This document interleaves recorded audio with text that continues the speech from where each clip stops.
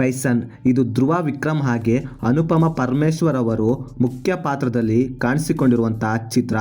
ಇನ್ನು ನಾನು ಈ ಸಿನಿಮಾ ನೋಡೋಕ್ಕೆ ಮೇನ್ ರೀಸನ್ ಏನಂದರೆ ಇದಕ್ಕೆ ಸಿಗ್ತಿರುವಂಥ ವರ್ಡ್ ಆಫ್ ಮೌತಿಂದ ಸಿನಿಮಾ ನೋಡಿದವರಿಂದ ಒಂದೊಳ್ಳೆ ಪಾಸಿಟಿವ್ ರೆಸ್ಪಾನ್ಸ್ ಬರ್ತಿದೆ.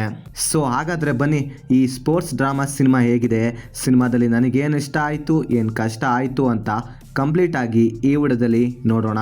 ಇನ್ನು ಇದರ ಬೇಸಿಕ್ ಒನ್ಲೈನ್ ಸ್ಟೋರಿ ಕಡೆ ಬರೋದಾದರೆ ಸಿನಿಮಾದ ಮುಖ್ಯ ಪಾತ್ರದ ಹೆಸರು ಕಿಟಾನ್. ಇವನೊಬ್ಬ ಕಬಡ್ಡಿ ಪ್ಲೇಯರ್, ಅಂದರೆ ಬರೀ ಕಬಡ್ಡಿ ಪ್ಲೇಯರ್ ಅಲ್ಲ, ಒಳ್ಳೆ ಟ್ಯಾಲೆಂಟ್ ಇರುವಂಥ ಕಬಡ್ಡಿ ಪ್ಲೇಯರ್. ಇವನು ಮುಂದೆ ನ್ಯಾಷನಲ್ ಲೆವೆಲ್ ಪ್ಲೇಯರ್ ಆಗಬೇಕು ಅಂತ ಆಸೆ ಕೂಡ ಹೊಂದಿರ್ತಾನೆ. ಆದರೆ ನಮ್ಮ ಸಮಾಜದಲ್ಲಿ ಇರುವಂಥ ಜಾತಿ ಭೇದ ಭಾವಗಳು ಇವನ ಆಸೆಗೆ ಮುಳುವಾಗುತ್ತೆ. ಸೊ ಮುಂದೆ ಇವುಗಳನ್ನು ದಾಟಿ ಇವನೊಬ್ಬ ನ್ಯಾಷನಲ್ ಲೆವೆಲ್ ಕಬಡ್ಡಿ ಪ್ಲೇಯರ್ ಆಗ್ತಾನೋ ಇಲ್ವೋ ಅನ್ನೋದನ್ನು ನೀವು ಸಿನಿಮಾ ನೋಡೇ ತಿಳ್ಕೊಬೇಕು. ಇನ್ನು ಸಿನಿಮಾದಲ್ಲಿ one of the best positive point ಅಂದರೆ ಅದು ಧ್ರುವ ವಿಕ್ರಮ್ ಅವರ ಆ್ಯಕ್ಟಿಂಗ್ ಪರ್ಫಾರ್ಮೆನ್ಸ್.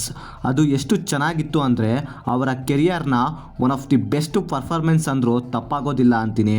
ಅಷ್ಟು ನ್ಯಾಚುರಲ್ ಆಗಿತ್ತು ಅವರ ಪರ್ಫಾರ್ಮೆನ್ಸ್.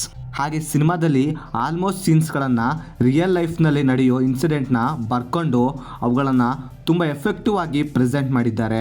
ಹಾಗೆ ಸಿನಿಮಾದಲ್ಲಿ ಬರುವಂಥ ಸ್ಪೋರ್ಟ್ಸ್ ಸೀನ್ಸ್ಗಳು ಕೂಡ ತುಂಬ ಚೆನ್ನಾಗಿತ್ತು. ಅದರೊಳಗೆ ಇಂಟರ್ವಲ್ ಬ್ಲಾಕ್ನ ಸೀನ್ ತುಂಬ ಚೆನ್ನಾಗಿತ್ತು ಅಂತೀನಿ. ಹಾಗೆ ಸಿನಿಮಾದಲ್ಲಿ ಬರುವಂಥ ಎಮೋಷನ್ ಸೀನ್ಸ್ಗಳನ್ನು ಕೂಡ ಒಂದು ಲೆವೆಲ್ಗೆ ಚೆನ್ನಾಗಿ ಹ್ಯಾಂಡಲ್ ಮಾಡಿದ್ದಾರೆ ಅಂತೀನಿ. ಹಾಗೆ ಇವುಗಳ ಜೊತೆಗೆ ಬರುವಂಥ ಲವ್ ಸ್ಟೋರಿನ ಹಾಗೆ ಲವ್ ಸೀನ್ಸ್ಗಳನ್ನು ಕೂಡ ತುಂಬ ಚೆನ್ನಾಗಿ ಬರ್ಕೊಂಡಿದ್ದಾರೆ. ಆ್ಯಂಡ್ ಆ ರೀತಿ ಬರ್ಕೊಂಡ ಎಲ್ಲ ಲವ್ ಸೀನ್ಸ್ಗಳು ಕೂಡ ತುಂಬ ಕ್ಯೂಟ್ ಆಗಿತ್ತು ಅಂತೀನಿ.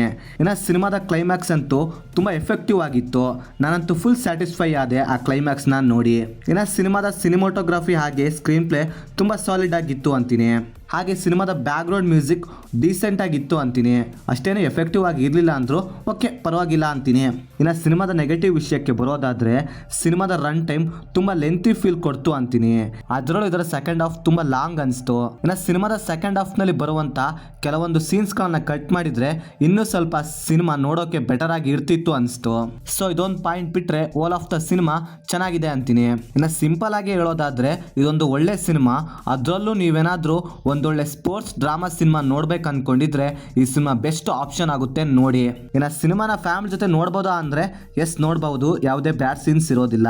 ಸೊ ಇದಾಗಿತ್ತು ಫ್ರೆಂಡ್ಸ್ ಸಿನಿಮಾ ನೋಡಿದಾದ್ಮೇಲೆ ನನಗನ್ಸಿದ ಒಪಿನಿಯನ್. ನೀವೇನಾದರೂ ಆಲ್ರೆಡಿ ಸಿನಿಮಾ ನೋಡಿದರೆ ನಿಮಗೇನು ಅನ್ನಿಸ್ತು ಅಂತ ಕೆಳಗಡೆ ಕಮೆಂಟ್ ಮಾಡಿ ತಿಳಿಸಿ. ಹಾಗೆ ನೀವೇನಾದರೂ ನಮ್ಮ ಚಾನಲ್ಗೆ ಫಸ್ಟ್ ಟೈಮ್ ವಿಸಿಟ್ ಮಾಡಿದರೆ ನಮ್ಮ ಚಾನಲ್ ಬರೋ ಕಂಟೆಂಟ್ ಏನಾದರೂ ಇಷ್ಟವಾಗಿದ್ದರೆ ಸಬ್ಸ್ಕ್ರೈಬ್ ಮಾಡಿ. ಹಾಗೆ ಪಕ್ಕದಲ್ಲಿರೋ ಬೆಲ್ ಬಟನ್ನ ಕ್ಲಿಕ್ ಮಾಡಿ. ಮತ್ತೆ ಬೇರೆ ವಿಡಿಯೋದೊಂದಿಗೆ ಆದಷ್ಟು ಬೇಗ ಸಿಗುವ. By friends.